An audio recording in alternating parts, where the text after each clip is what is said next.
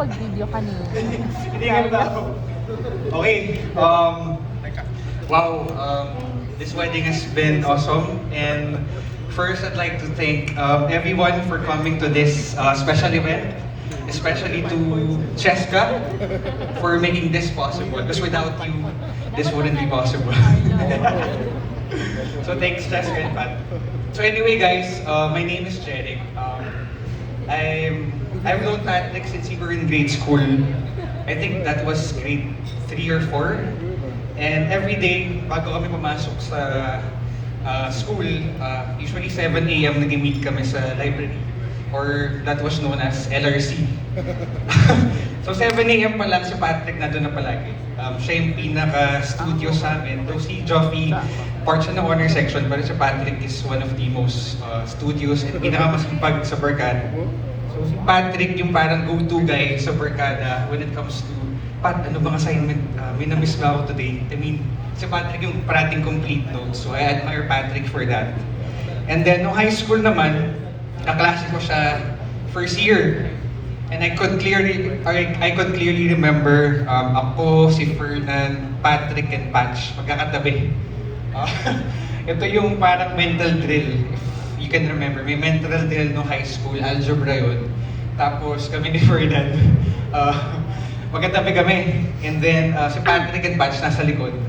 So yung teacher namin noon, substitute lang. So parang wala kami pake, so first year, ganyan. So, tumingin yung prof namin sa likod, wala akong sagot. As in, wala akong sagot. 0 out of 4, wala akong nilagay. Tapos, nung chinek na yung papers, nakita ni yung professor namin, si Lucky, si Sir Lucky na, Jeric, perfect ka! So, I was caught cheating nun. So, si Patrick was one of the few people na pinagsabihan ako na, Jeric, dapat kasi di mo ginagawa yan eh. So I appreciate Patrick for calling me out na wag na mag-cheat. So nagkaroon ako ng disciplinary action nun. So, and then no high school din, palagi kami nag-basketball sa San Jose, sa Ayala Alabang Village. Si Patrick is one of the few na maaga palagi, either 5 a.m., 6 a.m. Nasa gym na siya. So nasa kanya talaga yung Mamba mentality. So Patrick is the earliest palagi sa amin. And then also in the 4th year, after kasi I used to play basketball in grade school and high school. 4th year wala kaming ginagawa. Tapos si Patrick naya kami mag-tryouts sa volleyball. So that was the time na we're just waiting technically for graduation. So si Patrick sabi niya, uy guys, tryouts tayo sa volleyball, ganyan. So nakuha naman kami lahat, and then we were all rookies noon. Kami nila Ferd, kami nila Roy. Si Carlo ayaw mag-volleyball, tatamad ata. So nandun lang ako just for the sake of allowance. So si Patrick, parang wala kaming idea that we're gonna place kasi that was UAB volleyball. So lahat ng magagaling Ateneo, UP, UST, UE, malalakas. So I didn't know na magkakaroon kami ng place. Pero with Patrick's impeccable leadership qualities, we were able to place 4th. So that was something that I'm proud of kasi I don't usually play the sport pero Patrick solid lang sa leadership skills mo that time. So yun, that was I think 4th year high school. Tapos nung college naman, hindi kami masyado nagkasama ni Patrick kasi nasal TAF siya, ako naman nasal DASMA. Pero palagi siya nag-initiate makipagsama sa amin sa SODABs. Tapos I could clearly remember si Tito Lee also invited me sa gym niya before. So, rest in peace, Tito. I miss you. I know that you're watching over us and you're proud of Patrick. And super solid lang yung dad ni Patrick kasi super caring na, and at the same time, he made Patrick who he is today. So, dami na namin pinagdaanan ni Patrick. We were neighbors, I think 2011 sa Ayala Alabang. Tapos ngayon naman, katabi lang village namin, Pilar, tapos ako sa Almanza. So, sobrang closely tied kami together. I think, pareho pa yung pangalan ng moms namin. Tita Baby.